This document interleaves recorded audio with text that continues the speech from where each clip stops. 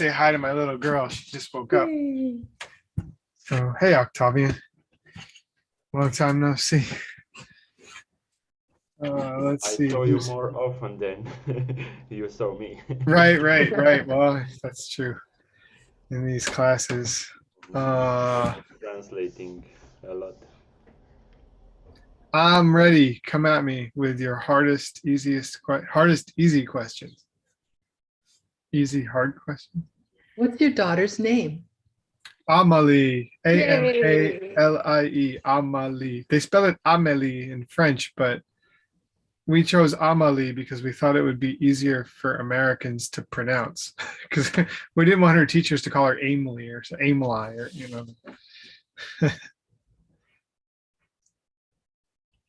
So Amalie Rose. Although I think she wants to change her middle name to Ocean now that we live out here at the ocean. Sometimes she says Amalie Ocean.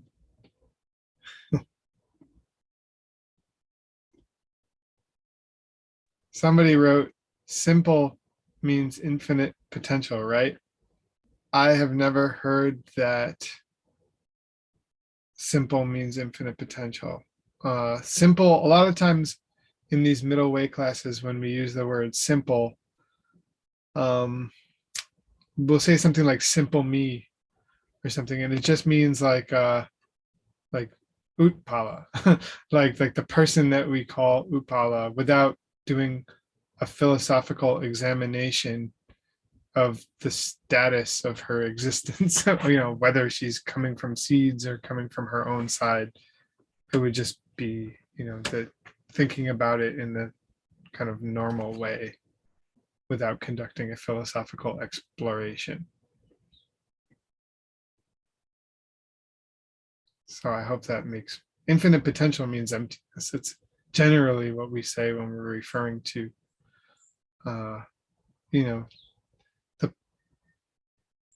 it's kind of a positive way of putting emptiness. Emptiness, as I understand it, means that when you go looking for something's truest existence, and there's all these ways that your mind thinks that something truly exists.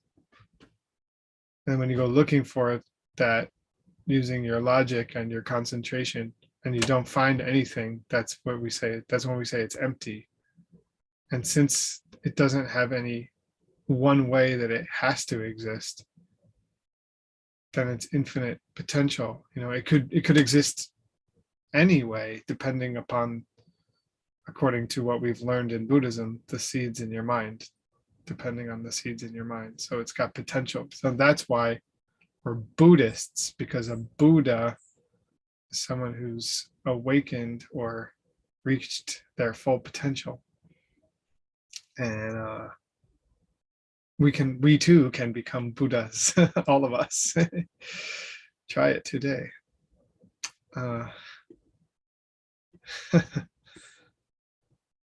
So I'm getting hit in the chat here. I guess that's have you guys been doing that for all the Q&As, chatting the questions? It's cool with me. Do you want someone to read them to you, Nick, or do you want to have Oh your no, attention on I'll both? read them. I'll read them. Cool. The definition, thank you, though. The definition of existence, that what is perceived by accurate perception. Yeah. But Gakja falls under this definition as well. All normal people do perceive things as self-existent, as coming from their own side. So this must mean that a self-existing thing exists according to the definition. Wow, that's a really freaking good question. And that's a really hard question. And thank you for this question. I don't want to answer that, but I'm going to try. That's, it's partially why we have different schools. Partially, okay? Like, from the perspective of the middle way school, which is what, we study the most, the mixed nuts and everybody who studies with Geshe Michael, we would say that it's actually not a correct, that it is mistaken. It's not So the definition of an existing thing is tseme mikpa, right? Something that's perceived with an accurate perception. Then you have to go to another definition. Well, what's the definition of accurate perception? And in Tibetan, we say sardu milue rikpa, which means a fresh and unerring perception. So unerring is important here because, it has to be, it means unmistaken. Sorry, a fresh and unmistaken perception. So from the middle way perspective, we would say that when you look at something and it gives you this it seems to you to have this self-existence, that perception is mistaken. So one way of answering that question is that self-existent things, when you perceive them, it's not an accurate perception.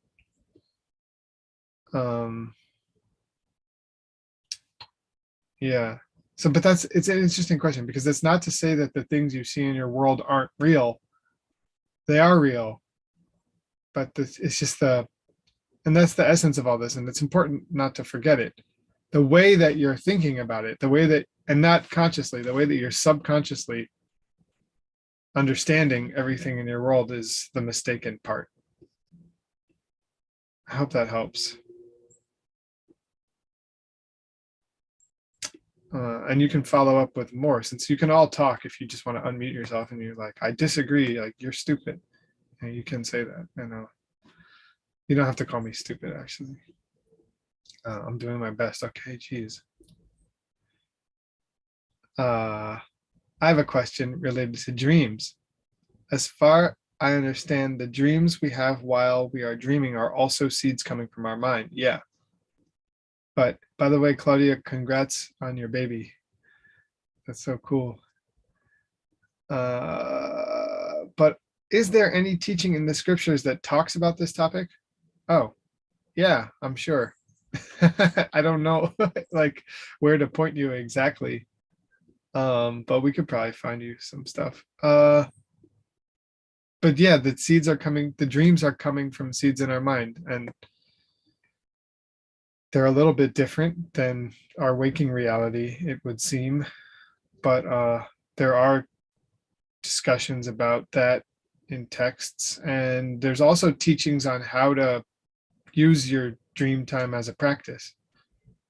So there's cool stuff out there about dreams. And if you ever find yourself like lucid dreaming, one tip that someone gave me is to first of all, lucid dreaming is amazing.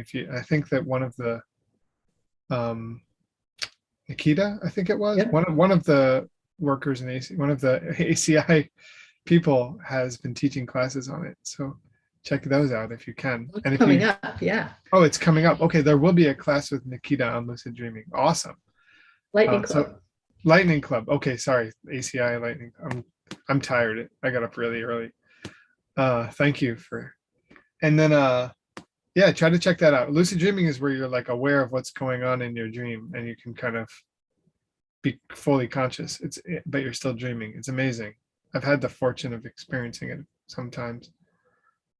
And somebody told me, a friend of mine who does it regularly, said that he would always like decide to go into the direct perception of emptiness in his dreams. Now, I don't know if if he was in fact seeing emptiness directly, but I think trying to do that in your dream is a really powerful seed. And I guess I was reading somewhere that a trick or a way to lucid dream more often is to ask yourself to check regularly throughout your day, like in your waking day, like, oh, am I dreaming now? To like kind of, you can even set little alarms for yourself, and then it'll get your mind habituated to check if you're dreaming. And then when you're in your dream, you'll check. And then if you find you're dreaming, you can fly and do all kinds of cool stuff. Super fun.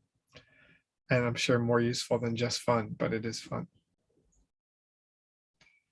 The definition of existence, that what is perceived by accurate perception. Oh, okay, we read this one. Okay, those are Chinese. Explain how memories are an accurate, but, oh geez. Okay, Anna, Can you please explain how memories are an accurate but mistaken perception according to the middle way? I'm not sure if I can, but let me see. It's I did. basically it's a follow-up question from the other question that Olga had related to direct perceptions and what is right and what is wrong. Yeah, I understand. I even thought about it when I was answering her question, but I also thought about the fact that I don't remember the specific teachings. So I was hoping nobody would think to ask me something like that. In the lower schools, they consider memories like an accurate perception. And in the logic school specifically. And in the middle way, I hope I'm getting this right. I could be getting it backwards. Let me think about this for a minute. They call them cheches. Yeah, in the middle way, the past is not a valid perception because it's not fresh, because it's not a direct experience. And I mean, the argument could be made from the perspective of the logic school as well. So I can't quite remember why they do consider it a valid perception. I don't know, I'll get back to you on it. I can't, Geshe Lotar taught me this when I was at the monastery, or not Geshe Lotar, one of the other monks. So Ben probably remembers, but I don't think he's here. So this is something. Thank you. Thank you. Mm-hmm. But yeah, we don't consider it basically in the middle way, and this is very Nagarjunian, very much Nagarjuna. Like anything that's not exactly happening in the present moment is not something that you can consider accurate or valid or real, I guess you could say. Like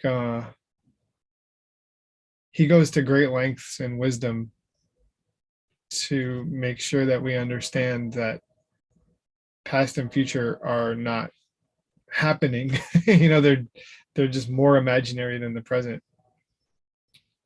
I think that there's a lot of that in Bogchimpa 9. Do you remember this, Paula?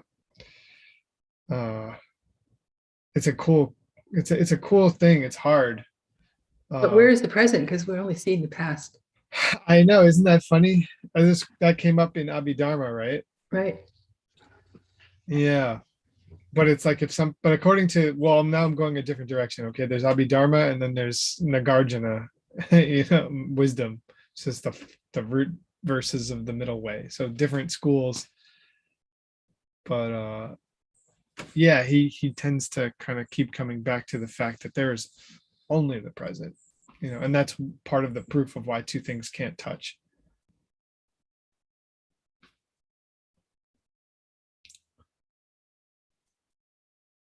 Let me see if there's, I won't expand on that anymore because I'm just stumbling.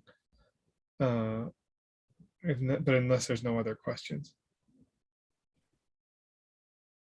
If there are no other questions, can you tell us once more about why things cannot touch? Well, I like to give the, I'll try. I'll give you a couple of perspectives. I really like the seed and sprout thing. I always go through it because it's so cool. And this isn't maybe exactly that, but it's related. We talk a lot in Buddhism about cause and effect, right? And it's one of the most important things. Like Buddhism basically is broken down into like, on the one hand, be nice to people. And on the other hand, everything is cause and effect. Okay, that's like the two wings of Buddhism, wisdom and compassion. Cause and effect, really? Yeah. Unchanging things are caused? Well, I see what you're saying. Interdependent. Interdependent. Yeah, we could call it interdependence. But mostly, the majority of it being cause and effect. But yes, definitely when you get more into the philosophy. there are some things that we have to get even more specific. But cause and effect, ultimate, at the end of the day, it's cause and effect because it's caused by the seeds in your mind. Even unchanging things, according to Geshe Michael, which I've tried to debate him on. Could be the other way around, right? At the Yeah, end of the day, everything could be unchanging because change is just an idea.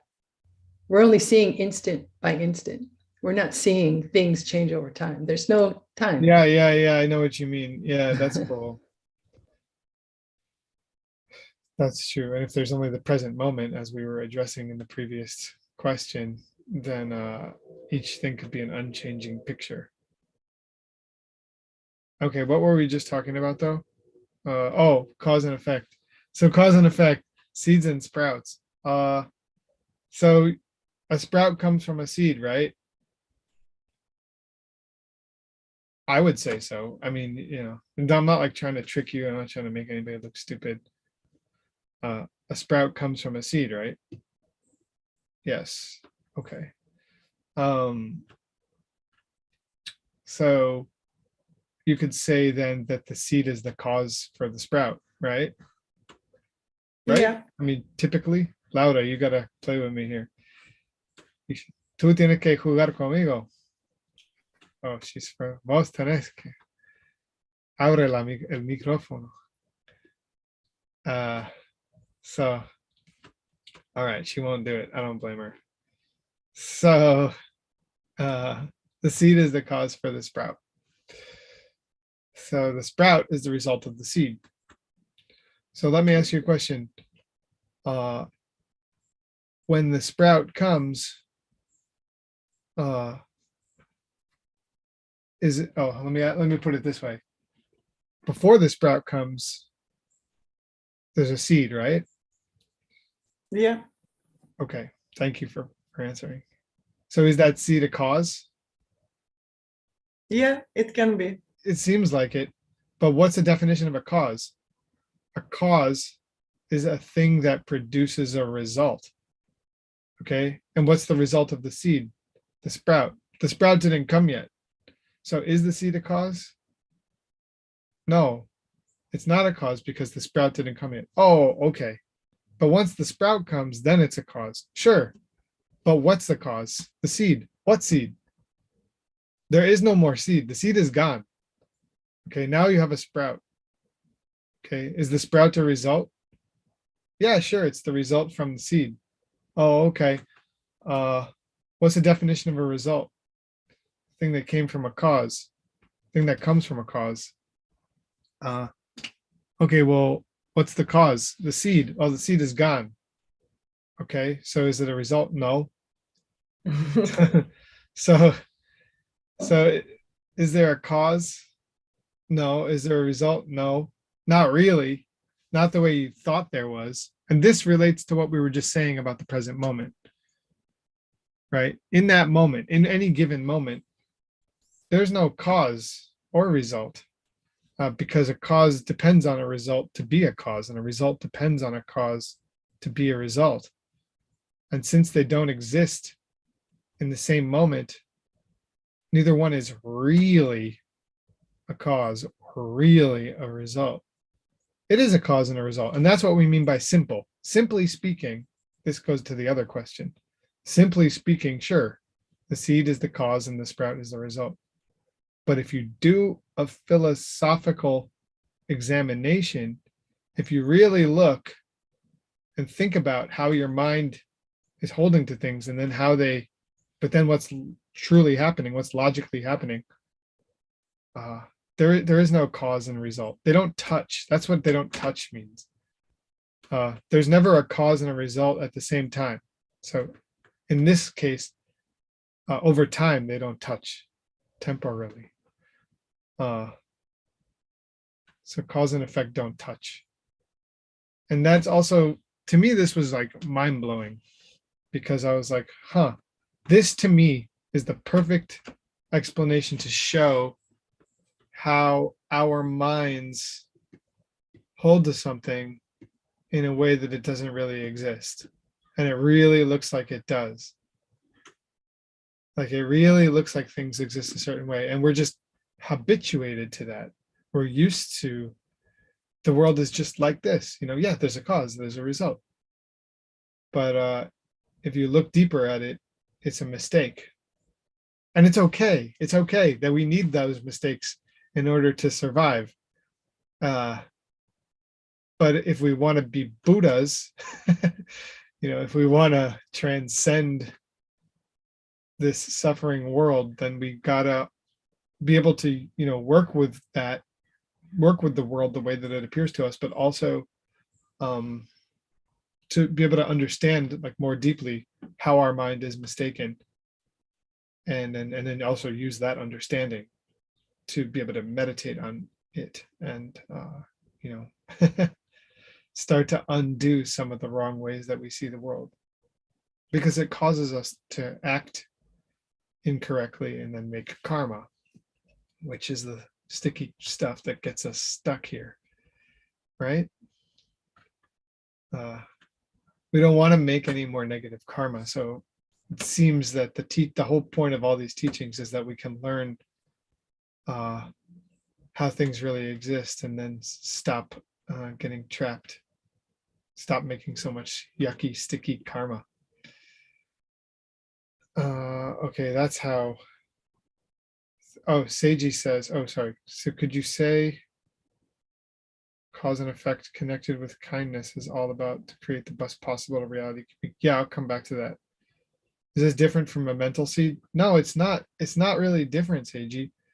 It's the same. I think like you planted a seed, and when the result comes, the seed is gone. So actually, and this could be like,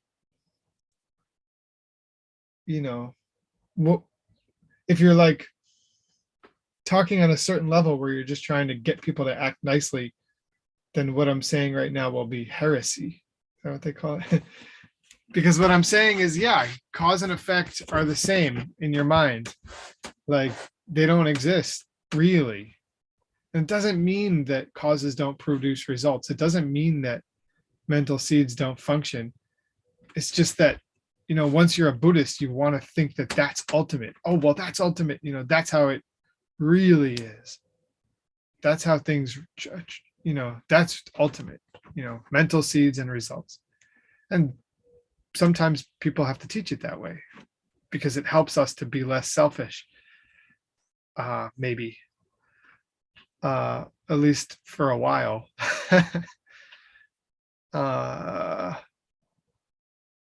But it's the same. It's the same. It's an illusion. It's if you think that karmic cause and effect are more real than the pepper plant that's planted out here in the yard, then you're still making the same mistake.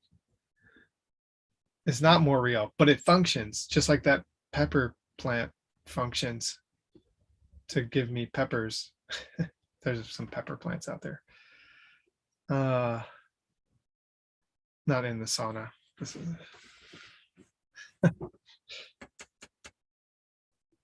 so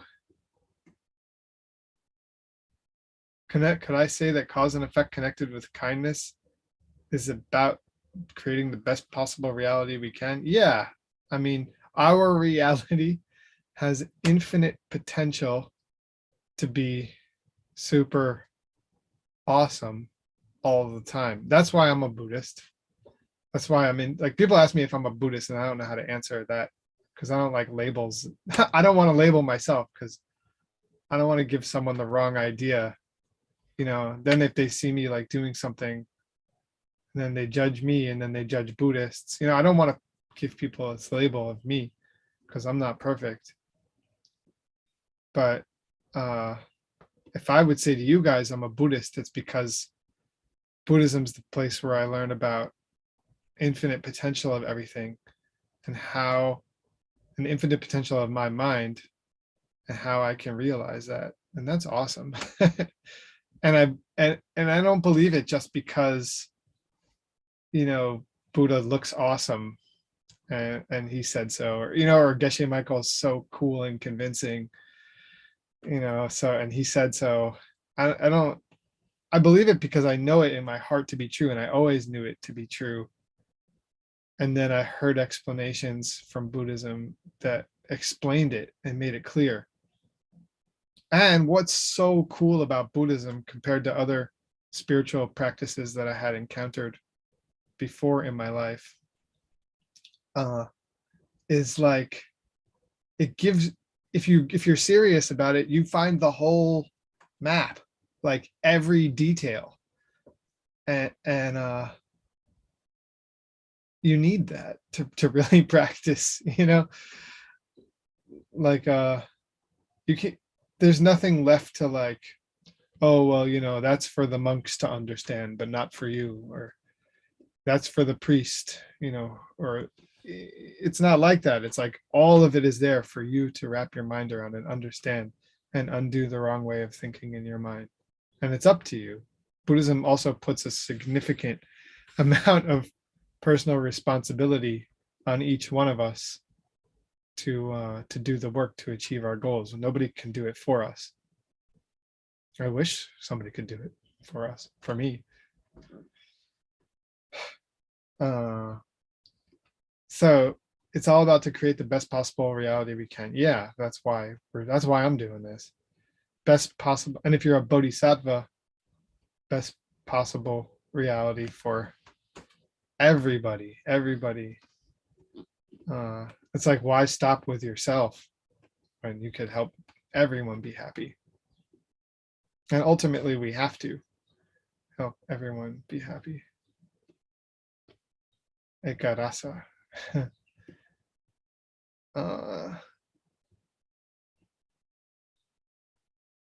What seeds make our seeds for interdependence and karma? How is it transformed into an enlightened state of mind? I don't know. I don't know what seeds make karma. I can tell you what I've heard Geshe Michael say. Sometimes he says, like being consistent and stuff. I don't know. That seems, I think he's saying that, and I really trust him, and I think there's some truth to it, that I think it goes further than that too. He says that in classes where he's trying to simplify things for people, which I very much appreciate. And it's one of the reasons I've gravitated toward him, is because I really want things to be simplified and understandable and practical. But I don't know. I mean, in my kind of philosophical exploration, and this is something Erin and I, my wife, talk about a lot, like the 4 laws of karma are kind of like the closest thing to God in Buddhism. Like it's like you can't mess with the 4 laws. I'm not saying that they don't come from seeds. I understand the emptiness of everything, but the 4 laws are pretty fundamental to our experience here. So what specific seeds make karma? I don't know. It seems like a deeper way you have to look at it. Like karma is this self-perpetuating cycle, and it's been going on since beginningless time. So it's not like you planted a seed and then you have karma. The way that Geshe Michael says it is like, if your seeds run out, you might get Alzheimer's or dementia or something and not be able to perceive cause and effect anymore. You might not be aware of cause and effect anymore, but it's not that all of a sudden the universe stopped functioning with cause and effect, in the sense that like you'll just become immortal all of a sudden, or like you say, yeah, maybe it could be, I don't know, but it hasn't seemed to be the case in the world that I experience. But anyway, my point is, I think that you have to look at it from a different perspective. Like this thing called karma is this beginningless or this thing called samsara, is this beginningless cycle that we've been stuck in. And once we get out of it, I think time will take on a whole new meaning. Like it won't be this, probably it won't be this same linear experience of time the way we have it now. And it will probably seem really silly and obvious that we've been stuck here, like so obvious that we could have just got out at any point of this way of seeing the world and experiencing the world. It will probably feel like ridiculous that, you know, we were ever not fully enlightened. And then the whole karma thing will take on a whole different meaning of like what it was, what causes it. But I guess what perpetually causes us to be stuck in samsara is misunderstanding. And it's just this cyclical thing. Like your misunderstanding is causing you to be creating karma, which is causing misunderstanding. And ultimately that's why it's a cycle. That's why it's a wheel. Well, that's one reason why it's a wheel. It's causing itself. It's self-perpetuating. So I don't specific seeds for cause and effect. I don't know. It's the whole scenario. This whole world of cause and effect is causing itself. If you can try to think about it that way, it might shed some light on just a different approach. Because the whole like one-to-one correlation for specific seeds, specific results, I think breaks down at that level. I think it breaks down at every level, but when you start to really talk about things on that level, it's hard to use that metaphor. I'm being as clear as I can about a difficult subject.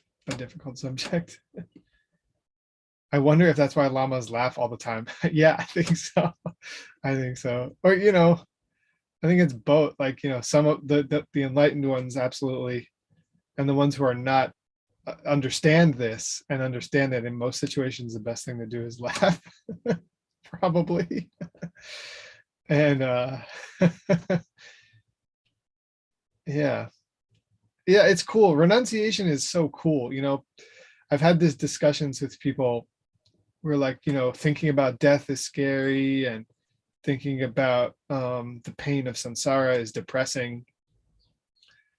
And I think that you get to a certain point with your understanding, and maybe this is more than intellectual, but if you can get your mind in a healthy state, a healthy and honest state, which I'm not saying is easy, and I'm not saying that all of us can do it most of the time. And you have clear thinking. You think about the world we live in, and the absurdity of it, the absurdity of how mad we get about silly things, and how much it doesn't matter in the grand scheme of things. Yeah, I laugh of that when I have that opportunity. I think a lot of lamas just like are they're thinking about that a lot. And I think, you know, in the monastery, the limited time I stayed there, they're being trained to not get attached to stupid stuff, you know, and they're good at it. They really are. I was really impressed with the young, you know, 20-year-old monks and how they really had that well-adjustedness, that skill of life, skill of navigating life, of just not sweating stuff, not getting worked up about things, and seeing the absurdity of it all and the hilarity of it all.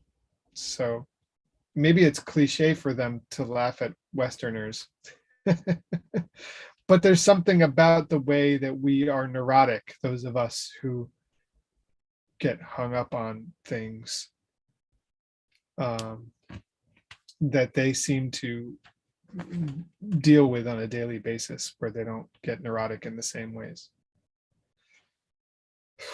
Because we're all busy, right? It's like it's hard to be busy and tired, and that makes you get hung up on things, and it makes it easier to be neurotic. I can speak from my own experience from my whole life and lately. But if you're busy working hard at remembering the absurdity of it all, if that's what you're busy doing, it's easier not to get so caught up in like BS and get angry about it and get angry at other people and blah, blah, blah. You can just kind of let things roll off your shoulders a little more. That's another cool thing of being Buddhist. It's better, it's an easier way to cope. So I was talking about renunciation, and it's like you start to, if you're thinking clearly and you're, you know, emotionally and mentally well adjusted, it's actually quite liberating to realize that samsara is not going to make you happy. And you know, and it's very liberating, and then you can laugh at everything because it's you know you got more important things to worry about and to work on, like how to get everybody out of suffering. It's hard when there's really intense pressing needs. I'm looking for an apartment right now. We have to leave this place in like a couple weeks, and it's really, really hard and really expensive to find a place to live where I am right now. And I'm just like constantly anxious about it, you know, just looking at places and feeling nervous and freaking out. But it's hard. See, that's a situation. It's hard for me to like then be like, oh, it doesn't matter. Like it's absurd, you know, don't get upset. It's really hard because I'm like, well, what am I going to do with my stuff? Like I'm gonna be on the street. You know, I'm gonna be living in a hotel. There's a lot of practical things that make it hard. I don't have the answers. Except I'm not worrying. I'm doing a Q&A for the mixed nuts. What next? So Nick, could you talk about what the parts of emptiness are from the independent branch of the middle way school point of view, and then the consequence branch of the middle way school point of view? Maybe. If not, that's okay. I was thinking to ask Geshe-la, but then I thought, well, if it's something that I just maybe we can find easily in my notes, maybe you know. Yeah, maybe, and I'll try to answer based on what you said, and then we'll see if there's something more specific you're looking to discuss, then guide me in that direction. Parts of emptiness. I mean, from the perspective of the lower middle way, I guess, from the independent branch, where their idea of dependent origination is that everything is dependent upon parts. We would say that emptiness has parts in the sense that the emptiness of Nick is one part, I guess. The emptiness of Utpala is another part.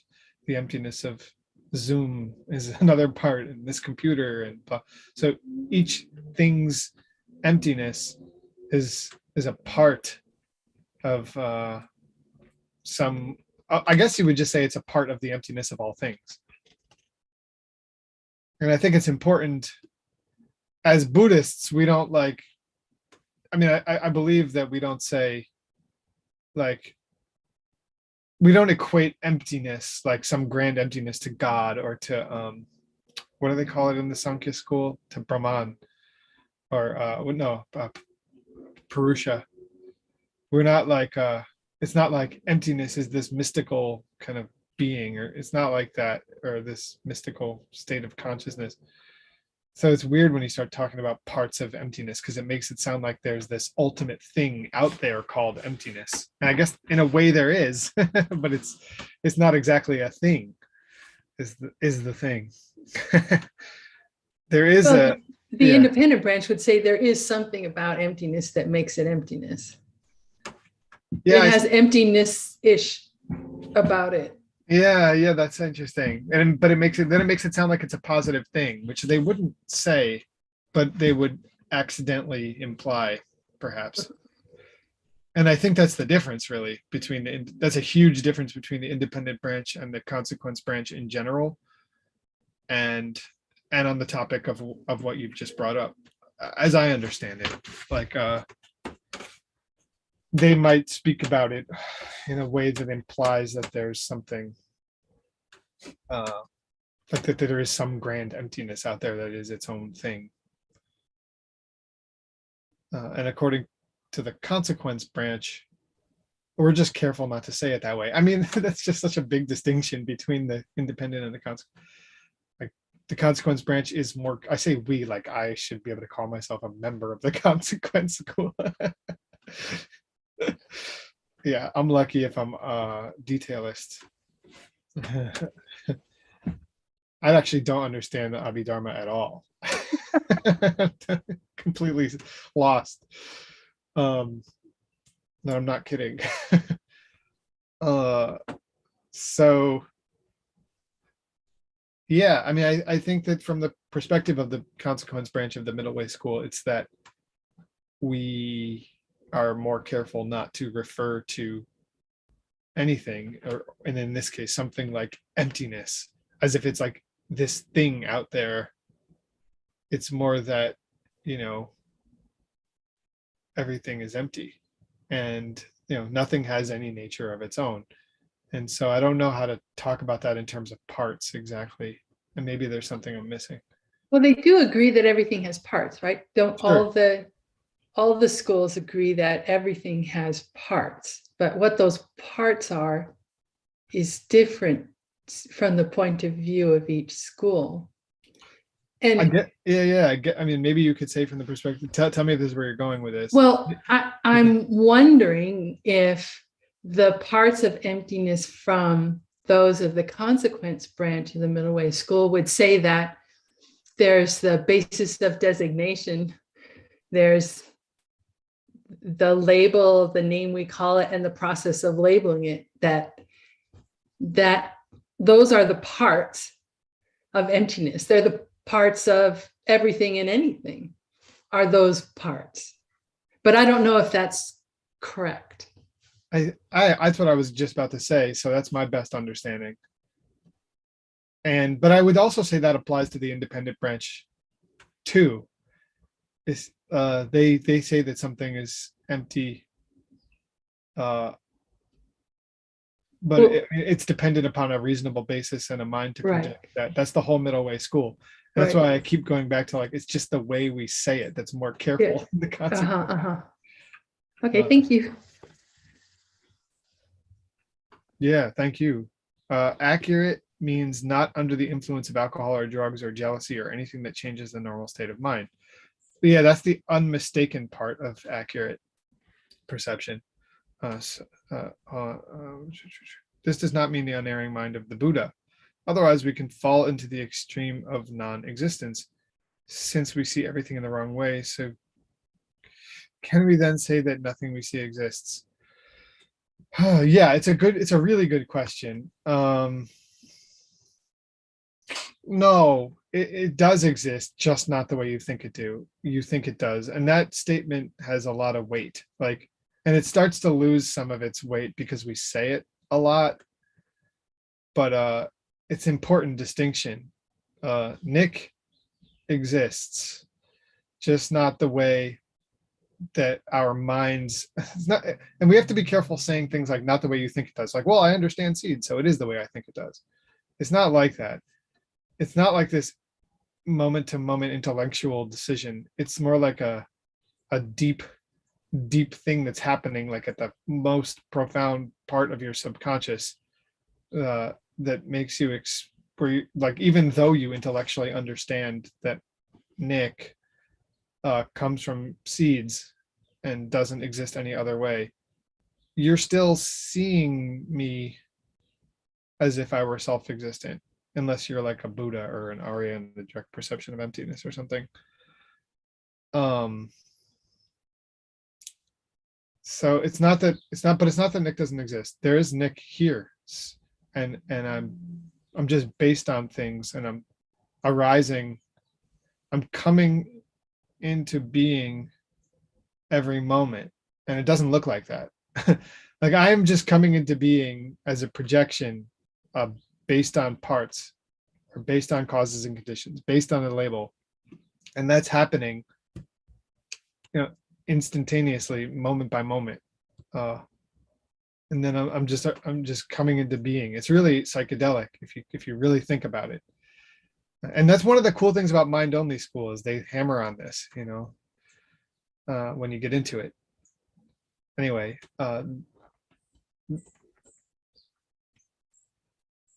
so it doesn't seem that way, but that's what's happening.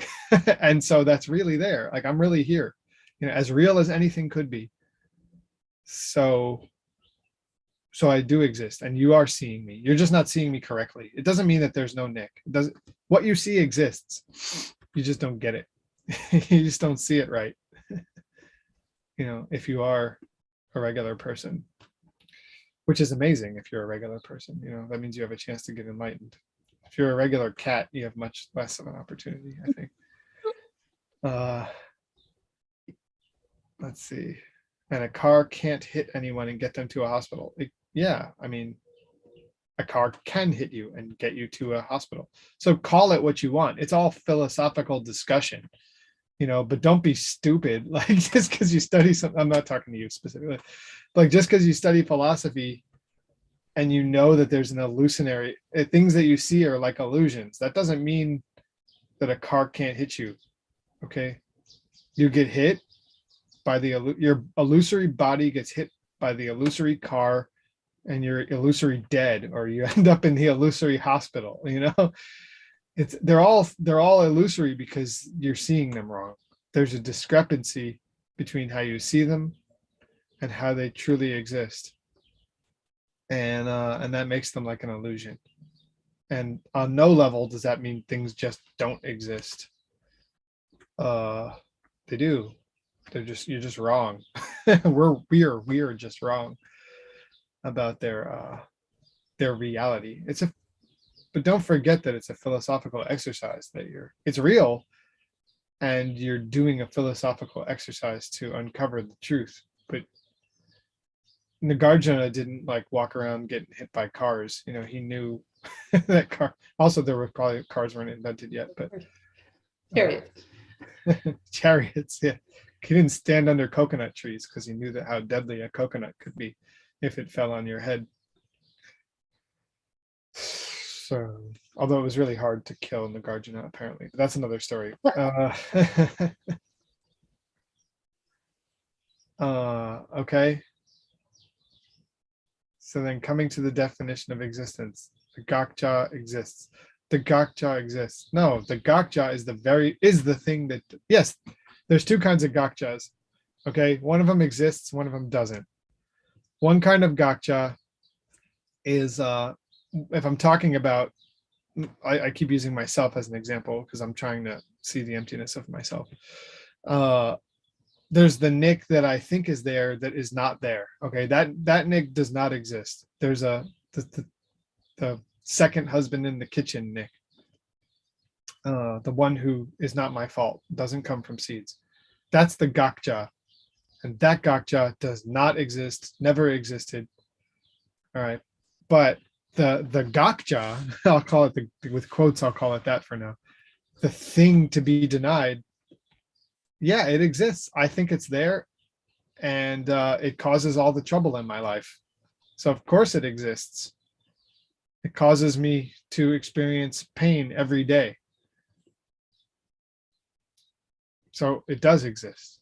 And that Gakja exists. That's the Lamki Gakja. There's the Rikpe Gakja and the Lamki Gakja. The Gakja denied by logic, and then the Gakja that's destroyed by the path. And the path Gakja is means the thing that is causing you your problems. You think it's there and you're reacting to it. That Gakja is messing you up. But when you examine it, that thing that you think is there, that's not there. It's not there. It doesn't exist.